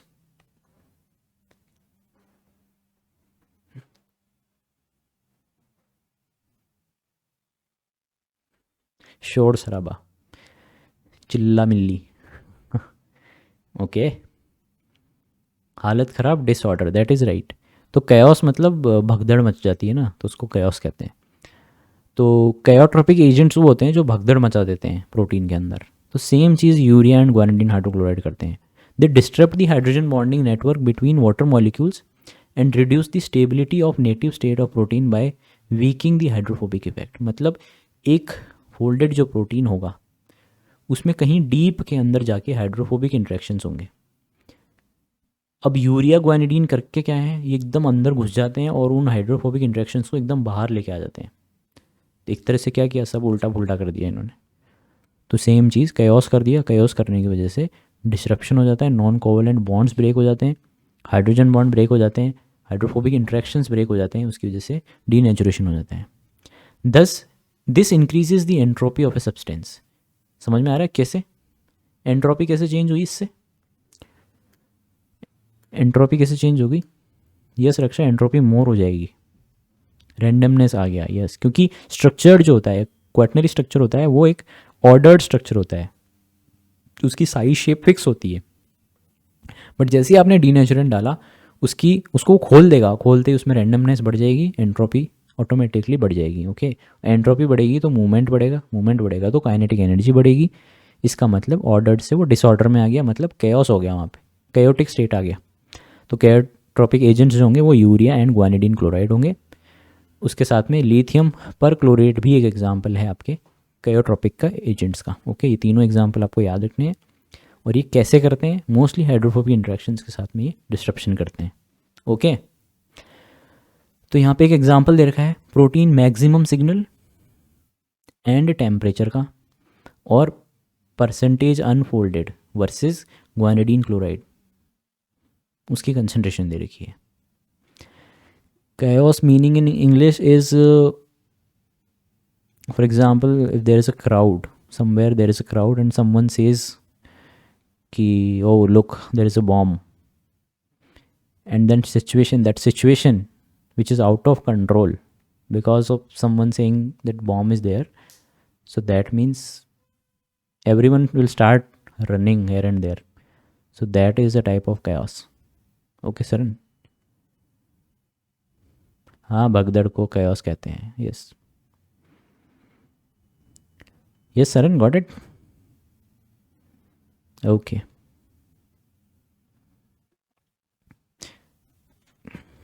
तो यहाँ पे अपन देख रहे हैं परसेंटेज ऑफ मैक्सिमम सिग्नल, मतलब सिग्नल कहाँ पे ज़्यादा मिल रहा है।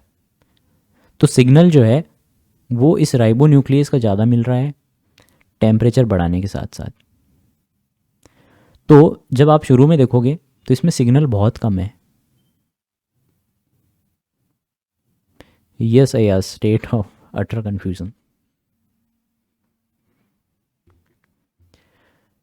ओके, तो यहाँ पे दो एग्जाम्पल दे रखे हैं, राइबो न्यूक्लियस एंड एपोमायोग्लोबिन। ये एग्जाम्पल सिर्फ इसलिए दे रखा है, अच्छा परसेंटेज ऑफ मैक्सिमम सिग्नल जो होगा, इससे क्या मतलब है? इस कौन बताएगा? वाई एक्सिस का क्या मतलब है?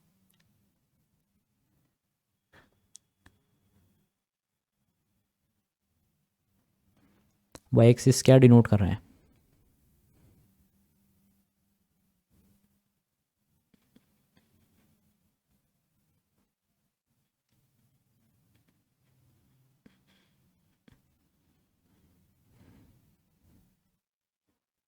Yes guys, randomness value how much it is, sir, absorption due to randomness. Okay तो आप कह सकते हो एक तरह से ये डीनेचुरेशन को ही बता रहा है। आप इसको मत इसको काट दो, ऐसे डीनेचुरेशन लिख दो। ओके तो आप देख रहे हो टेम्परेचर बढ़ने के साथ में डीनेचुरेशन भी हो रहा है। ओके तो राइबोन्यूक्लियस एंड एपोमायोग्लोबिन इन दोनों में जो है डीनेचुरेशन होगा, बट हाफ डीनेचुरेशन मतलब यहाँ पे 30 या फिर 50 के ऊपर जब डीनेचुरेशन होगा तब टेम्परेचर जो मतलब आधा डीनेचर होने के लिए राइबोन्यूक्लियस को कितना टेम्परेचर चाहिए, अप्रॉक्सीमेटली 55। ओके बट 50 पर जाने के लिए एपोमायोग्लोबिन को कितना टेम्परेचर चाहिए, 65। तो टेम्परेचर ज़्यादा किसको चाहिए, एपोमायोग्लोबिन को। तो मेरे को बताओ कि जो डीनेचुरेशन है वो किसका जल्दी होगा,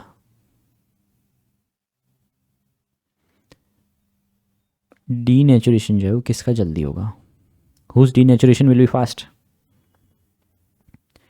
राइबो न्यूक्लियस ए का, दैट इज़ राइट। इसीलिए वो ग्राफ में कहाँ है, लेफ्ट की साइड में प्रोटीन अनफोल्डेड। तो यहाँ पे अनफोल्डिंग हो रखी है, यहाँ पे फोल्डिंग हो रखी है। तो फोल्डिंग अनफोल्डिंग मतलब डीनेचुरेशन। ये जो स्टेट है इसको अपन डीनेचुरेशन कहते हैं। यहाँ पे राइबोन्यूक्लियस ए का नॉर्मल एग्जाम्पल है और आप देख सकते हो अगर कंसनट्रेशन डालूँ ग्वानिडीन हाइड्रोक्लोराइड की तो ऑलमोस्ट ये जो बड़ा है यहाँ पे सी 2.6 के अराउंड इंक्रीज़ हो जाता है। तो 2.6 मोलर जैसे ही आप ग्वानिडीन हाइड्रोक्लोराइड डालोगे राइबोन्यूक्लियस ए जो है वो कम्प्लीटली अनफोल्ड हो जाएगा। समझ में आया सभी को ये। अब अपन आते हैं अपने नेक्स्ट टॉपिक पे जिसका नाम है प्रोटीन फोल्डिंग। तो डीनेचुरेशन समझ में आ गया सभी को, कोई डाउट?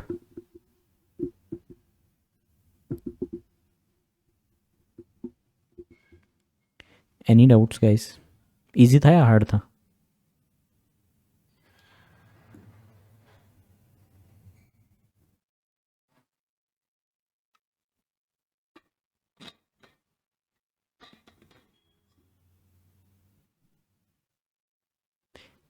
इजी लगा? सिर्फ रक्षा ही बता रही हैं, बाकी सब जो रिप्लाई नहीं कर रहे हैं वो भी बताओ कैसा लगा था।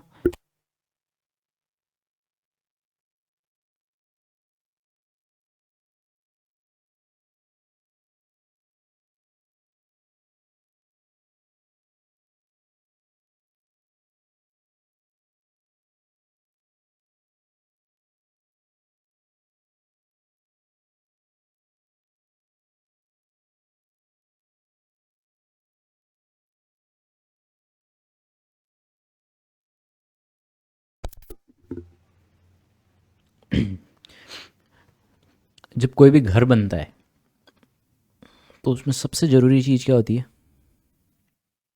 कंस्ट्रक्शन के टाइम?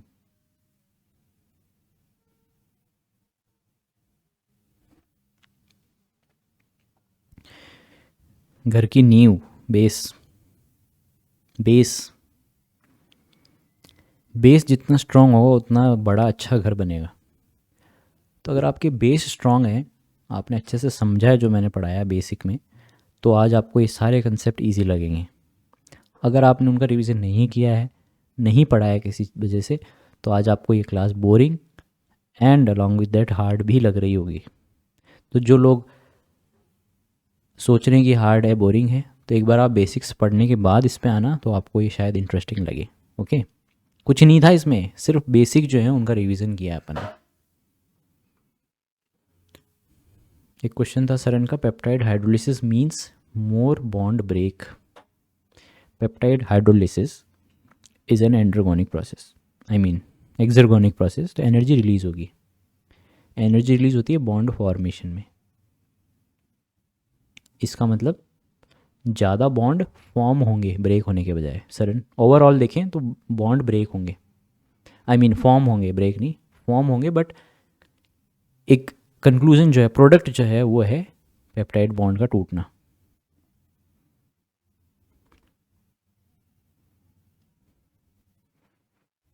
ओके सरन,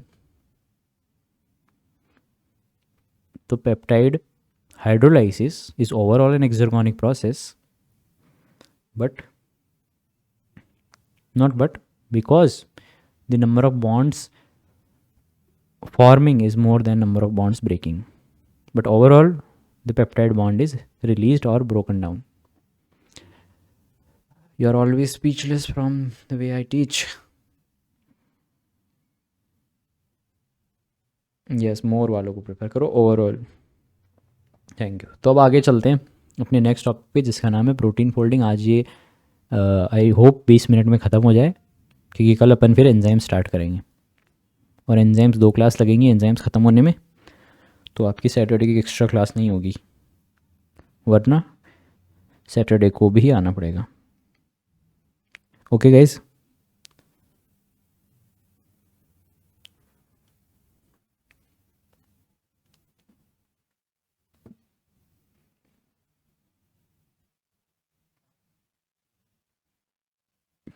थोड़ा सा पेस पकड़ता हूँ मैं, थोड़ी सी स्पीड बढ़ेगी मेरी।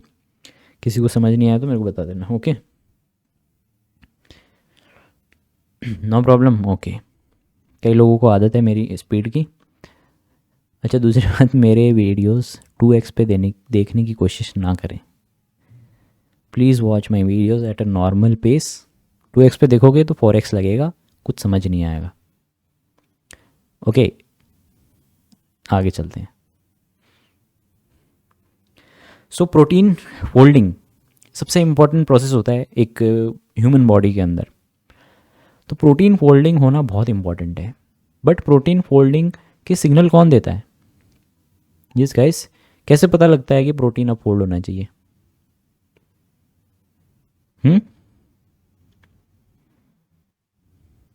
Signal peptide.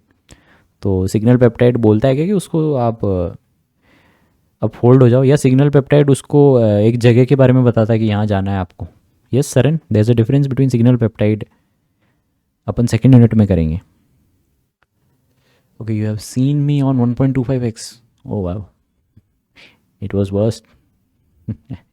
That is right Ayaz, very good.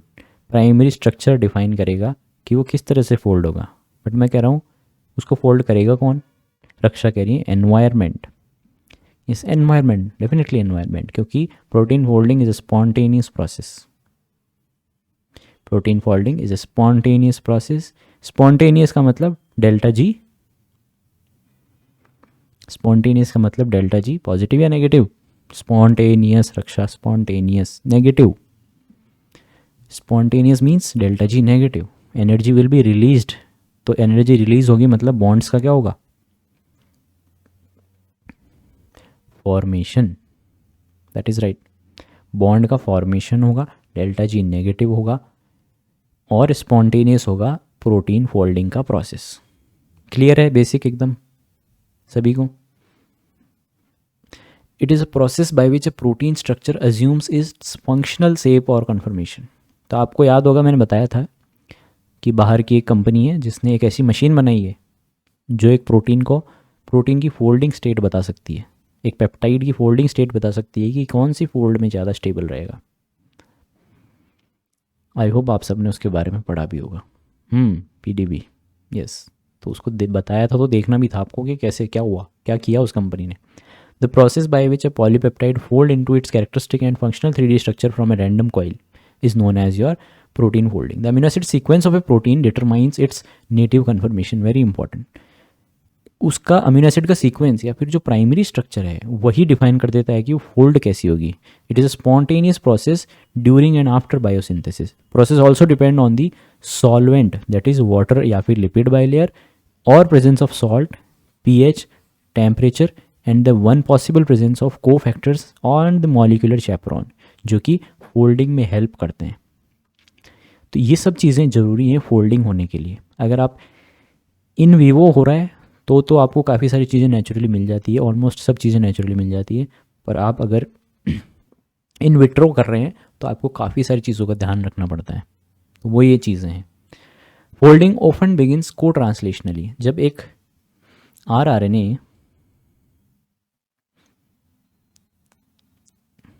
Translate करता है एमआरएनए को, तो वो यहीं से ही फोल्डिंग स्टार्ट कर देते हैं।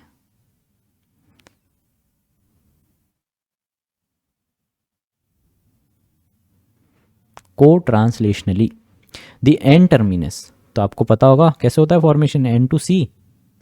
The N termination of the protein begins to fold while the C terminus portion being is still synthesized by the ribosome. तो ये आपका राइबोसोम है, ये आपका C terminus जो कि स्टिल सिंथेसाइजिंग है, ये N terminus है जो कि बनता जा रहा है. Specialized proteins known as chaperones assist in the folding of other proteins. तो चैपेरॉन खुद एक प्रोटीन होते हैं, ये फोल्डिंग में असिस्ट करते हैं, इन्हीं को अपन हीट शॉक प्रोटीन्स बोलते हैं. Example GroEL system which assist in the folding of the globular proteins. Bacteria के अंदर ग्रोइल सिस्टम होता है, देखेंगे अपन ग्रोइल क्या होता है. यस, HSP70, HSP60 ये सब यूकैरियोट्स में होते हैं. और अगर प्रोकैरियोट्स की बात करूँ तो DNA K, DNA L ये चीज़ें होती हैं इसमें, अभी देखेंगे आगे. In eukaryote organism chaperones are known as heat shock proteins. Most globular proteins are able to assume their native state unassisted. Very important. Mostly जो प्रोटीन्स होते हैं उनको किसी की ज़रूरत नहीं है हीट शॉक प्रोटीन्स की, चैपेरॉन्स की, वो अपने आप होल्ड हो जाते हैं. बट ऐसे एनवायरनमेंट में chaperone assist folding is often necessary in the crowded intracellular environment to prevent aggregation. तो एग्रीगेशन, क्योंकि हाइड्रोफोबिक वाले एक साइड में हो जाएंगे और वो एक एग्रीगेट बना सकते हैं, तो उस चीज़ को अवॉइड करने के लिए चैपेरॉन्स को होना ज़रूरी है. वो असिस्ट करते हैं जहाँ पे भीड़ होती है प्रोटीन्स की. हीट शॉक प्रोटीन्स, हाँ, heat can not, yes, heat shock protein खुद हीट रेजिस्टेंट होते हैं. अपन 6th यूनिट में जब मैं आपको स्ट्रेस फिजियोलॉजी कराऊंगा तब अपन इसके बारे में डिटेल में देखेंगे. HSP का रोल क्या होता है, कैसे होता है वो. Okay, and I will try कि, क्योंकि NTA का एक नोटिफिकेशन था कि अप्रैल में एग्ज़ाम हो सकता है, किसी ने मेरे को बताया, होगा नहीं वैसे, बट पॉसिबिलिटी लोग कह रहे हैं. लोग मतलब आप लोगों से जब मैं बात कर रहा था तब मेरे को पता लगा. तो आई विल ट्राई कि अप्रैल तक मैं आपको मोस्टली सिलेबस ख़त्म करवा दूँ. गलती से एग्ज़ाम हो अप्रैल में तो आप उसको अच्छे से दे सकें. यस, UGC का है वो. यस, क्या पता UGC CSIR को बोलेगी करा लो फटाफट, ख़त्म करो. May be possible.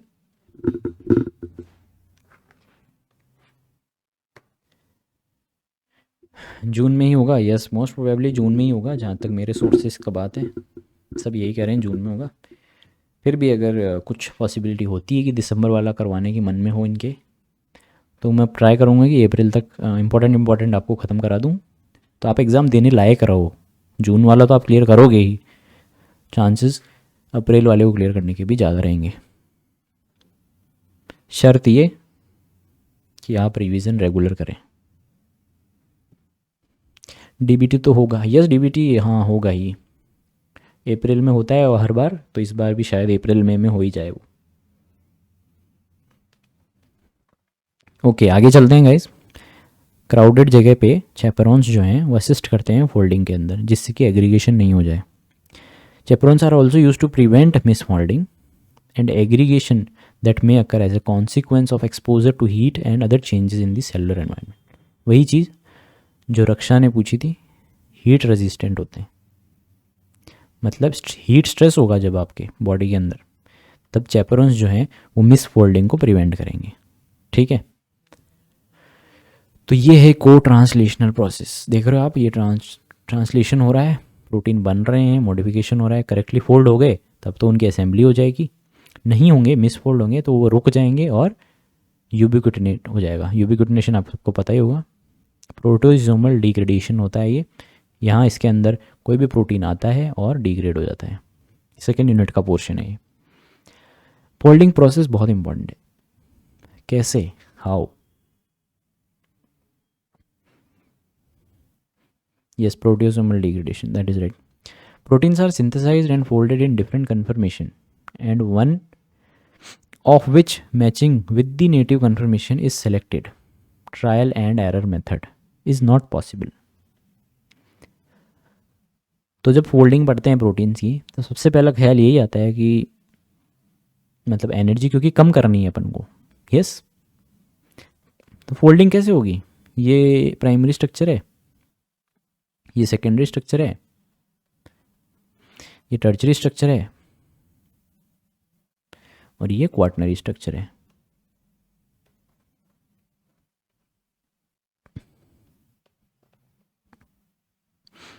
Entropy wise entropy क्या हो रही है?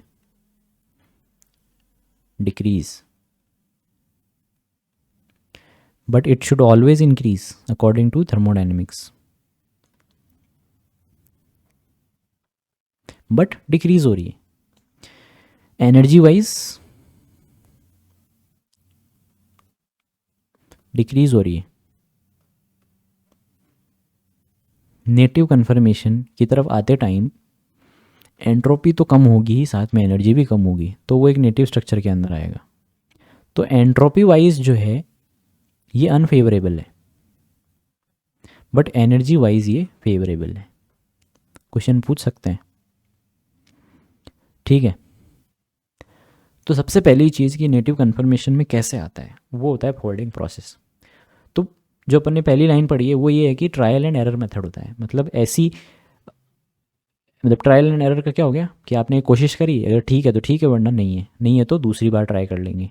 तो ट्रायल एंड एरर मेथड चलता है। पहले ये सोचते थे लोग कि बार बार है ना एक नेटिव कन्फर्मेशन बनती है, वो स्टेबल नहीं है तो वो अनफोल्ड होकर दोबारा बनती है, एंड देन वो नहीं है तो दोबारा बनती है। जब तक स्टेबल नहीं आ जाता तब तक वो होता रहता है प्रोसेस। बट ऐसा नहीं है, बार बार नहीं हो। एक बार एनर्जी नीचे चलेगी तो एनर्जी वापस नहीं आती। तो proteins keep folding in the correct conformation as it synthesized in a step wise fashion. तो जैसे जैसे वो, ये पहले का प्रोसेस था। In order to study the folding process of any protein from fully denatured polypeptide to native state, some of the some ways of characterizing the intermediate along the pathway is needed। तो primary से जब एक quaternary structure बनता है या एक native structure बनता है तब उसके बीच में काफ़ी सारे इंटरमीडिएट बनेंगे। यस, तो कोई एक नेटिव स्टेट बनने के लिए प्राइमरी से एक ही पॉसिबल वे है कि वो नेटिव स्टेट बने। 1000 प्रोसेस होंगे बट उन 1000 में से सिर्फ एक ही पॉसिबिलिटी है कि वो नेटिव में बने। यस, तो वो जब नेटिव में बनेगा, उस 1000 में से एक प्रोसेस में जब वो नेटिव में बनेगा तब उस नेटिव प्रोसेस के भी कुछ स्टेप्स होंगे, उनमें भी कुछ इंटरमीडिएट बनेगा। उन इंटरमीडिएट्स को कैसे आइडेंटिफाई करेंगे? They can be identified by circular dichroism, fluorescence spectroscopy, NMR spectroscopy, HD exchange and no x ray crystallography. Very important. Protein denature जब होता है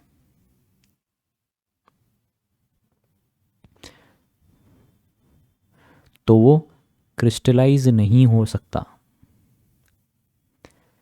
crystallisation of a denatured protein is not possible. इसलिए x ray crystallography से अपन किसी भी intermediate state का folding process के अंदर पता नहीं लगा सकते हैं।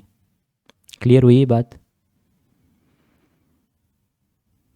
सभी को? या दोबारा बोलूं?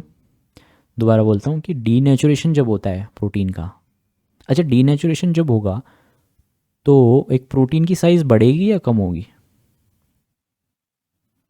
एक नॉर्मल प्रोटीन है, अपन ने उसका डीनेचुरेशन किया तो उसकी साइज़ इंक्रीज़ होगी या कम होगी? बढ़ेगी। Yes that is right, increase होगी। क्यों? क्योंकि आपने बॉन्ड ब्रेक करके उनको उनकी साइज़ बढ़ा दी है। वो पहले एक ऑर्डर्ड स्ट्रक्चर में थे, अब आपने अनऑर्डर्ड बना दिया उनको, तो साइज़ इंक्रीज़ हो जाएगी। Yes that is right. तो साइज़ इंक्रीज़ होने से वो ग्लोबुलर कैरेक्टरिस्टिक जो होती है, ग्लोबुलर नेचर जो होता है प्रोटीन का, उसको लूज़ करेंगे या उसको गेन करेंगे? डीनेचुरेशन से उसको लूज़ करेंगे, दैट इज़ राइट। तो ग्लोबुलरिटी को लूज़ करेंगे। तो क्रिस्टल जब बनता है तो क्रिस्टल बनने के लिए बहुत कॉम्पैक्ट चीज़ें चाहिए आपको, स्पेस कम से कम होना चाहिए, कॉम्पैक्ट होना चाहिए। तो जब डीनेचुरेशन होता है तब साइज़ बढ़ जाती है, ग्लोबुलरिटी का लॉस हो जाता है, इसलिए उसको क्रिस्टलाइज करना बहुत मुश्किल है। इसीलिए उसके इंटरमीडिएट्स जब फोल्डिंग प्रोसेस होगा तब अपन उसको इंटरमीडिएट्स को, क्योंकि अपन उसको क्रिस्टलाइज नहीं कर सकते इसलिए क्रिस्टल एक्सरोग्राफी जो है वो अपन यूज़ नहीं कर सकते हैं। एग्जाम्पल, मतलब एग्जाम्पल क्या, क्वेश्चन आता है which of the following technique is not used to determine the intermediates of a folding process, and your answer should be X-ray crystallography. Okay guys, is that clear? Okay, आगे चलते हैं। ये एक diagram आप सबने देखा होगा इस क्वेश्चन को, ये क्वेश्चन आया हुआ है CSIR के अंदर और मैं ये पिछले 4 साल से बता रहा हूँ।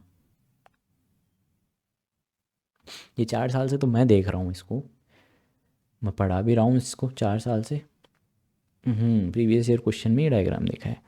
अब यहाँ पे बात करते हैं कि यहाँ पे हो क्या रहा है। तो सबसे पहले आप देखो एक प्राइमरी स्ट्रक्चर है ये, और यहाँ पे है नेटिव स्ट्रक्चर।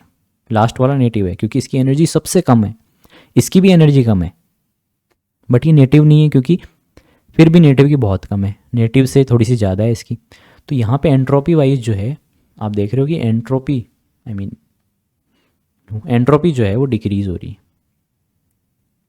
और एनर्जी इधर बढ़ रही है इस डायरेक्शन में, तो इसका मतलब इधर कम होगी। अब यहाँ पे percentage of residue of protein in native conformation, तो यहाँ पे सारे नेटिव कन्फर्मेशन में 100% नेटिव कन्फर्मेशन है, और यहाँ पे कम है, यहाँ पे कम है, यहाँ पे कम है। तो यहाँ पे आप क्या देख रहे हो कि एंट्रोपी जो है इसका सारा खेल दिया हुआ है इन्होंने। और मैंने बताया था मोल्टन ग्लोब्यूल क्यों बनता है, जब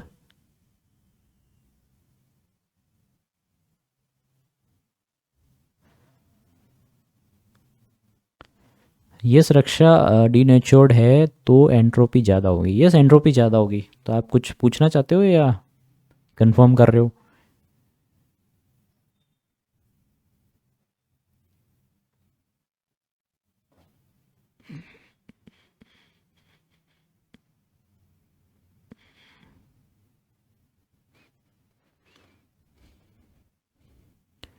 अरे अभी तो बताया था इतनी देर पहले, कहाँ गया वो मेरा समझाया हुआ। मैंने क्या कहा था, एंट्रोपी वाइज अनफेवरेबल है बट एनर्जी वाइज फेवरेबल है। भूल गए स्टेटमेंट? एंट्रोपी इंक्रीज होनी चाहिए बट यहाँ पे डिक्रीज हो रही है। अच्छा, एंट्रोपी एंट्रोपी ऐसे बताइए, ये ज़्यादा एंट्रोपी है, धीरे धीरे कम भी तो हो रही है। यहाँ पे कितनी एंट्रोपी, इतनी सी एंट्रोपी है। Entropy decrease and energy decrease also. अरे इधर देखो डायग्राम को, ये है नेटिव स्ट्रक्चर, यहाँ नहीं है नेटिव स्ट्रक्चर। अंजू, ये डायग्राम में वैसे बोला एनर्जी यहाँ पे ज़्यादा है और इधर कम है। यस ऑब्वियसली, क्योंकि कम एनर्जी को ही स्टेबिलिटी ज़्यादा मिलेगी।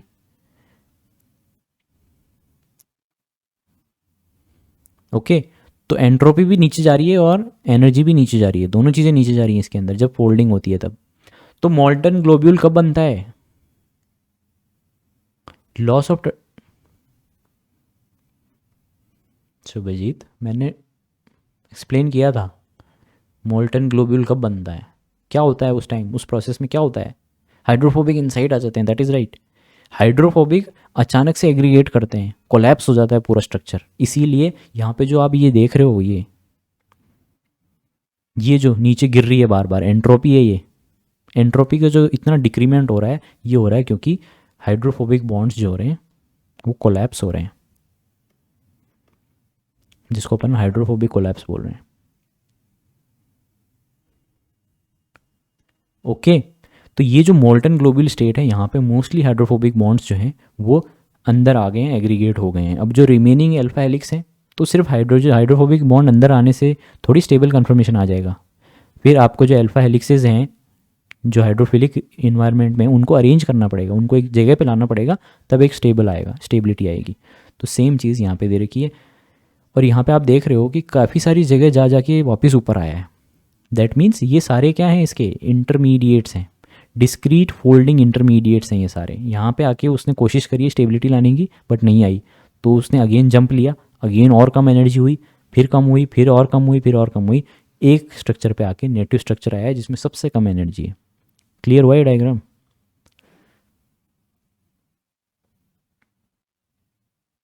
ये देखो यहाँ पे लिखा हुआ भी है, beginning of helix formation and collapse. तो कोलैप्स क्यों हो रहा है? हाइड्रोफोबिक इंटरेक्शंस की वजह से।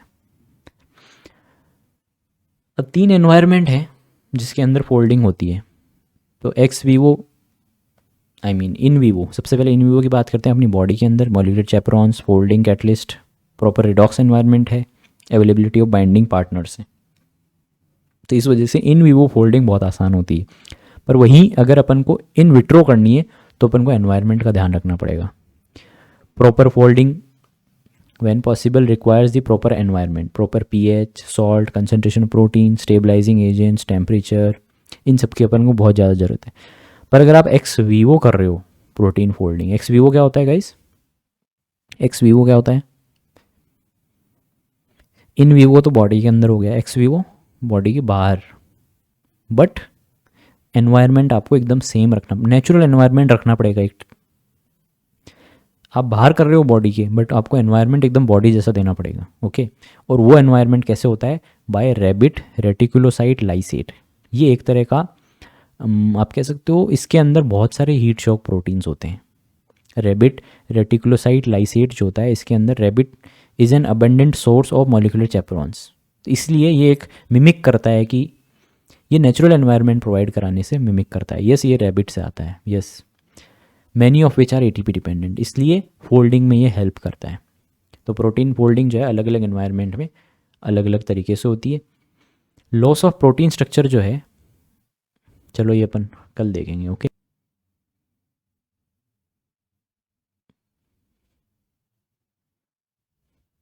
so thank you very much guys for your patience. See you all tomorrow at the same time. Till then, bye bye, take care, good night.